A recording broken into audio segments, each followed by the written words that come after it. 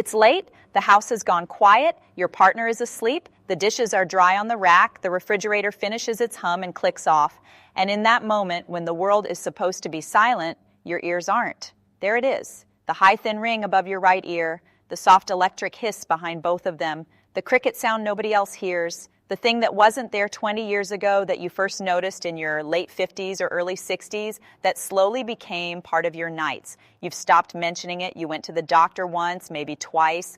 They looked in your ears. They told you it was age. They told you the hair cells in your inner ear were tired. They sent you home. And over time, you learned to live with the sound. I want you to stop and listen to me carefully for a minute. Because that sound, the one nobody else can hear, is not coming from your ears the way you've been told, or at least not only from your ears, it's a signal, and the signal is being made somewhere deeper in your body than anyone has explained to you. For a lot of people watching this video who are over 60, the place where that sound begins is not the ear. It's the blood. One vitamin sliding lower in your bloodstream year after year. One nerve running from your inner ear into your brain, quietly losing the protective coating that keeps it from firing on its own. Tonight, I'm going to walk you through that chain step by step backwards from the sound in your ears all the way down to the part of your stomach that stopped doing its job around the time you turned 60. One quick note before we go further. The pattern you're about to hear, where the body sends a loud signal from one place while the real problem sits somewhere else, isn't unique to tinnitus. It runs through swollen ankles, foggy mornings, heavy legs, the whole drainage system after 60. I put the broader framework into a short, evidence-based book called The Drainage Protocol, written in plain language for adults over 55. The link is in the description. If tonight's video makes sense to you, the book takes the same way of thinking and applies it across the whole body. You don't need the book to follow what I'm about to explain, though. So, back to your ears. If you've been hearing that ring or hiss or buzz for more than 6 months, and especially if you're over 60, here's what you've probably been told. It's age. It's loud music from when you were younger. It's noise damage. It's the small hair cells in your inner ear giving up. The advice usually comes in 3 forms. Get hearing aids, try a sound machine, to mask it at night, learn to live with it. That's the standard answer. It isn't wrong, it's just incomplete. Tinnitus, and let me translate that. Tinnitus is the medical word for hearing a sound that isn't coming from any object outside your body, is a symptom, not a disease. A symptom is a signal, and a signal is only as useful as the place you trace it back to. If you trace tinnitus only as far as your ear, you stop one step too early. The ear is where the sound is announced. The cause is upstream. So let's walk the chain. We're going to start at your ear and go backwards one step at a time until we hit the part of your body where, for a great many older adults, this whole thing actually begins. The first step is your inner ear and the nerve that leaves it. Inside your inner ear, there's a small spiral structure called the cochlea, about the size of a pea. Inside that spiral are tiny hair-shaped cells that vibrate when sound waves hit them. When they vibrate, they send a signal up a single nerve, the cochlear nerve, sometimes called the auditory nerve, into your brain. The brain receives that signal, and you experience the sound. Here's the part nobody at a 15-minute appointment has time to explain.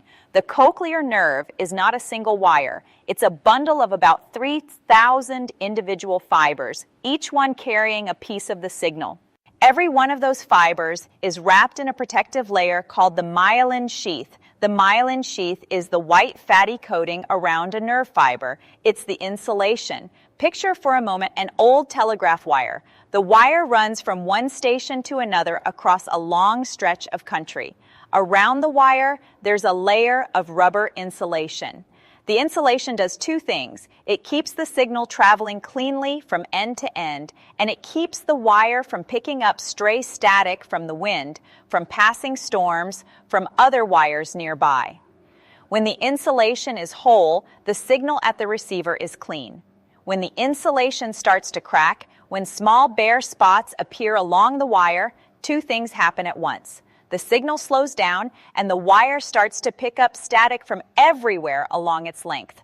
That's exactly what's happening at the nerve fiber level for many older adults with persistent ringing or hissing in the ears. The hair cells in the cochlea may be fine, the brain may be fine. The wire, the cochlear nerve, is the part with cracked insulation.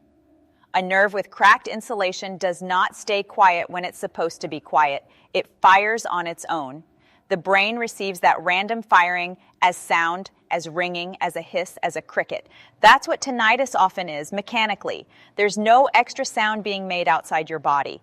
It's your own auditory nerve fibers misfiring through gaps in the myelin sheath, sending a signal into a brain that has no way to tell the difference between a real sound and a leak. So, if that's the first step, the obvious next question is, why is the insulation cracking? That's the second step. Step 2 is the myelin sheath itself. What is it made of? How does the body build it? And what happens when it stops being built properly? Myelin is made mostly of fats and proteins. The fats are called sphingolipids, a small detail you don't need to remember. What you do need to remember is this. The body cannot make those fats correctly without two specific raw ingredients. One is folate, a B vitamin. The other is vitamin B12, also called cobalamin. Of those two, B12 is the one that becomes a problem far more often after 60 for reasons we'll get to in a moment. When B12 in your bloodstream drops below a certain threshold, and we'll talk about what that threshold is, the body can't keep up with myelin maintenance. Nerves throughout the body slowly start to develop those small bare patches I described in the telegraph wire analogy. This happens silently. It doesn't announce itself. There's no pain. There's no obvious moment of damage, but over months and years, the insulation thins. The auditory nerve, because it's so densely fibered and so finely tuned, is one of the early places where this shows up. Long before you might notice numbness in your toes or a strange feeling in your fingers, which are two of the other classic places where low B12 nerve damage appears, the auditory nerve may already have started to lose its cleanest signal. The first thing you hear is no longer silence. It's a ring. There's real research behind this connection. A study published in 1993, Inches, the American Journal of Otolaryngology, by a group of researchers, including Shemesh and Arias, looked at adults with chronic tinnitus and tested their B12 levels. 47% of the patients with chronic tinnitus were found to have a vitamin B12 deficiency. 47%, roughly 1 out of every 2 people in their study walking around with persistent ringing in the ears had low B12, and most of them did not know it. A more recent paper in the journal Noise and Health, published in 2016, confirmed the connection in a separate population of older adults. So we have a mechanism. Myelin around the auditory nerve depends on B12. When B12 drops, myelin maintenance drops with it. The nerve develops microscopic gaps. The nerve fires when it shouldn't. The brain hears that misfire as sound. That's step 2. The myelin sheath is where the body's deficiency starts to make itself audible. You and I both know your last appointment didn't sound like this. If you want more of this kind of walkthrough, subscribe. That's the whole engine that keeps these videos coming. Now we move another step down the chain. If myelin is the insulation and B12 is what builds and maintains the insulation, then the next question is the one most people never ask. What exactly is B12 and why does it disappear from older bodies so reliably? Vitamin B12 is a water-soluble vitamin made almost entirely by bacteria. Plants don't make B12. Animals don't really make B12 themselves either. They get it from the bacteria in their guts and in their food. By the time it reaches your plate, B12 is found mostly in animal foods. Meat, fish, eggs, dairy, and shellfish are the main dietary sources. Some plant foods are fortified, like certain breakfast cereals and certain nutritional yeasts, but for most adults over 60 in the United States, the dietary B12 in their meals comes from animal foods. Here's what B12 actually does in your body once it gets there. It does 3 big jobs. The first job is the formation of red blood cells. Without B12, your bone marrow cannot make red blood cells the right size, and you become anemic with very large, oddly shaped red cells, a condition called megaloblastic anemia. The second job is DNA synthesis in every cell that divides. The third job, and this is the one that matters most for tonight's video, is the maintenance of myelin around your nerves. All 3 jobs matter. But the third one is the job that, when it fails quietly, you hear as a ring in your ears. The threshold for B12 deficiency on a blood test is a number worth knowing. In the United States, most labs flag a serum B12 level below 200 pg per ml as deficient. But here's the catch, and you should remember this. Many older adults begin to develop nerve symptoms, including tinnitus, at levels between 200 and 400 pg per ml. That's the gray zone. The lab calls it normal, the nerves do not. This is one of the most important things I want you to take away from tonight. If you ask for a B12 blood test and the result comes back at, say, 240, your clinician may tell you you're fine. Mechanically, your nerves may not agree. There's an additional test called a methylmalonic acid test, which catches functional B12 deficiency at the cellular level, even when the serum number looks acceptable. If you have persistent tinnitus and your serum B12 is anywhere under 400, that second test is the conversation to have at your next appointment. So now we know, B12 is the raw material, the shortage of it is the problem. The next question, and this is the fourth step, the one almost no one ever explains to people over 60, is why does B12 disappear from older bodies in the first place? That's where this gets specific. Step 4 is your stomach. 2 things in your stomach that change with age. When you eat a piece of meat or an egg, the B12 in that food is bound to a protein. Your body cannot use it in that bound form. It has to be unwrapped. The unwrapping happens in your stomach, and it requires 2 things to happen at once. First, your stomach has to make enough acid, what's called gastric acid, the same acid you might think of as causing heartburn when there's too much of it. Second, your stomach has to make a small protein called intrinsic factor. Intrinsic factor is made by cells in the stomach lining called parietal cells. Its only job is to grab the free B12 after the acid releases it and carry it all the way down to a specific part of your small intestine called the ileum, where it's absorbed into your bloodstream. Think of it as a relay race with 2 batons. The first baton is stomach acid, which unwraps the B12 from the food protein. The second baton is intrinsic factor, the carrier that delivers the unwrapped B12 to the absorption door at the end of your small intestine. If either baton is dropped, the runner doesn't finish. The B12 passes through your digestive tract and leaves your body unused, no matter how much you ate. Here's what happens to that relay race after 60. A condition called atrophic gastritis becomes more common with age. Atrophic gastritis, and let me translate that. Atrophic gastritis means the lining of the stomach has thinned and lost some of its working cells. It affects an estimated 20 to 30% of adults over 60 in the United States. That number rises with each decade. By 70, it's closer to 1 in 3. When atrophic gastritis develops, 2 things drop at the same time. Stomach acid production falls. Intrinsic factor production falls.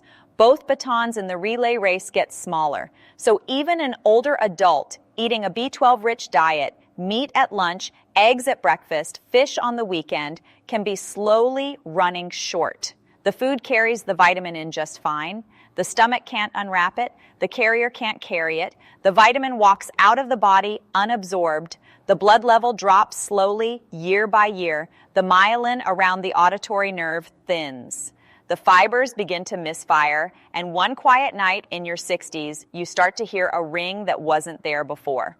There's one more piece to this part of the chain that I don't want you to miss. Several common medications that older adults take every day make this absorption problem significantly worse.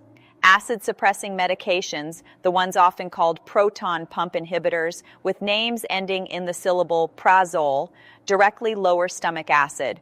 They're commonly prescribed for heartburn, for reflux, and for ulcer prevention. A second class called H2 blockers does something similar.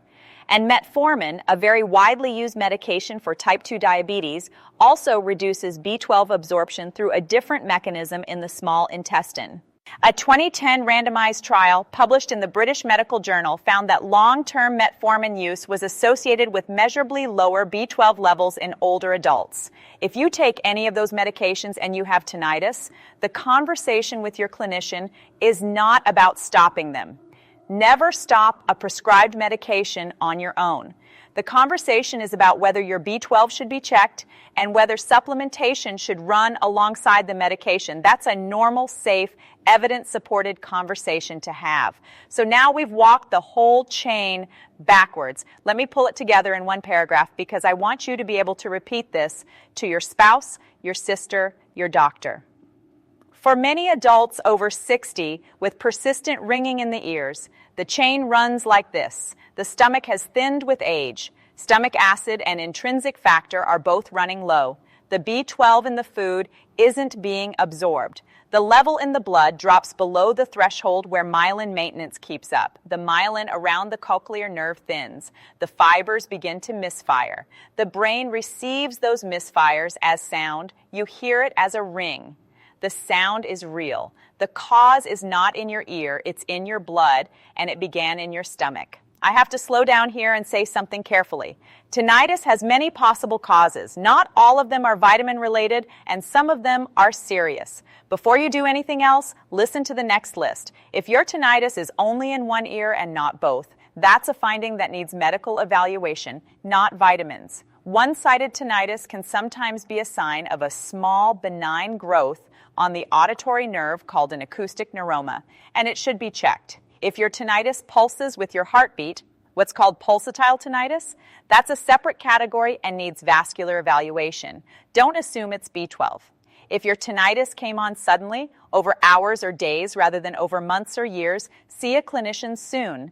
Sudden hearing changes can sometimes be reversed if they're caught within the first 2 weeks. If you have new dizziness, balance problems, or hearing loss along with the tinnitus, that combination needs an ear, nose, and throat doctor. It is not a do-it-yourself situation. And finally, the most important caveat in tonight's video, none of what I'm about to tell you about diet, testing, or supplementation replaces a conversation with your own clinician. The point of this video is to give you the framework to have a smarter version of that conversation, not to skip it. With all that said, here's what to do tonight, this week, and this month if you suspect low B12 might be part of your tinnitus picture. Tonight, do one thing. Write down on a piece of paper or in the Notes app on your phone 3 answers. First, how long have you had the ringing? Second, is it both ears or one ear? Third, what medications are you currently taking? Especially anything for acid reflux, anything for type 2 diabetes, and anything taken daily that you didn't start in the last year.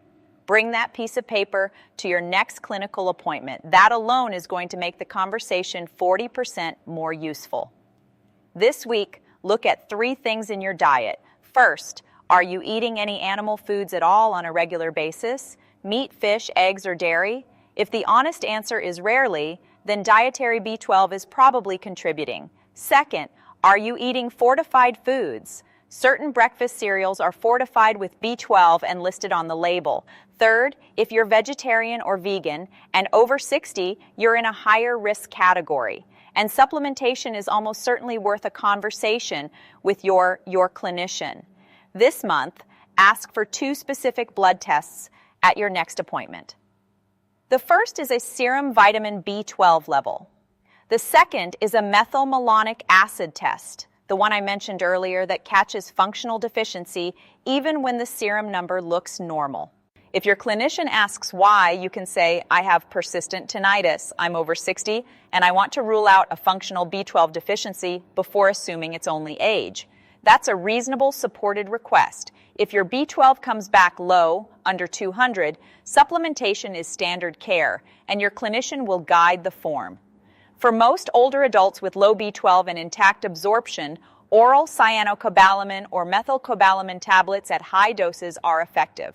For those with severe atrophic gastritis or pernicious anemia, injections may be required because the stomach simply can't do the unwrapping anymore. If your B12 comes back in the gray zone between 200 and 400, that's the conversation where the methylmalonic acid test earns its place. If the methylmalonic acid is elevated, your body is functionally deficient, even though the serum number looks acceptable and supplementation becomes reasonable. In the meantime, and this is the part you can start tomorrow morning, regardless of test results, take a look at where B12 sits in your week. 2 whole eggs at breakfast several times a week deliver about 1.5 micrograms of B12 each. A 3-oz serving of beef or lamb delivers between 2 and 3 micrograms. A 3-oz serving of salmon or tuna delivers between 2 and 5 micrograms. Plain yogurt delivers around 1 microgram per cup. The recommended daily intake for adults over 50 is 2 and 410 micrograms, but for older adults with absorption issues, the working amount may need to be much higher, which is exactly why supplementation under a clinician's guidance often becomes part of the answer. If low B12 is part of your tinnitus, here's the honest timeline of what reverses and what doesn't. In the first 2 to 4 weeks of repleting B12, most people notice no change in the sound. That's normal. The myelin sheath is being repaired, but it takes time. The body has to assemble new fatty layers around thousands of nerve fibers. There is no overnight on this. Between 4 and 12 weeks, some people start to notice the sound becoming quieter or less constant or easier to ignore. Not everyone. In the studies I mentioned earlier, when B12 was supplemented in people who were deficient, a portion of them, not all, saw measurable improvement in tinnitus loudness by the 3-month mark. Between 3 and 6 months, the picture is easier to read. The people whose tinnitus was driven mainly by B12-related demyelination tend to see lasting reduction in the sound. The people whose tinnitus had other causes layered on top, noise damage from earlier in life, other nerve issues, blood pressure changes, see partial improvement at best. What doesn't reverse, even with perfect B12 replacement, is damage from other sources. Years of loud noise exposure cannot be undone. Those hair cells in the cochlea cannot be regrown. If you have nerve damage from other causes, B12 alone will not undo it. This is why the tinnitus picture in any individual person is almost always layered, and why the B12 piece is one important link rather than the only one. But it's a link that can be checked and often fixed with 2 blood tests and a conversation. That's not nothing. Before we close, do one thing for me in the comments below. Tell me how old you are. Are you in your 60s, your 70s, your 80s? The mechanisms I just walked through change a little with each decade. Atrophic gastritis is more common in the 70s than the 60s. Medication overlap shifts, dietary patterns shift. The more I know about who's watching, the more I can shape the next walkthrough. Drop your decade in the comments, and while you're there, tell me whether the ringing started in the last year or further back. That sound in your ears, the one nobody else can hear, is a signal. It isn't random, it isn't just age. It's your auditory nerve telling you in the only language it has that something upstream, possibly in your blood, possibly starting in your stomach, has slipped below the line. Now you know the chain, now you know what to ask. The next conversation you have about it will sound different from the last one because you'll know which links to check. I'll see you in the next video. Take care of yourself tonight.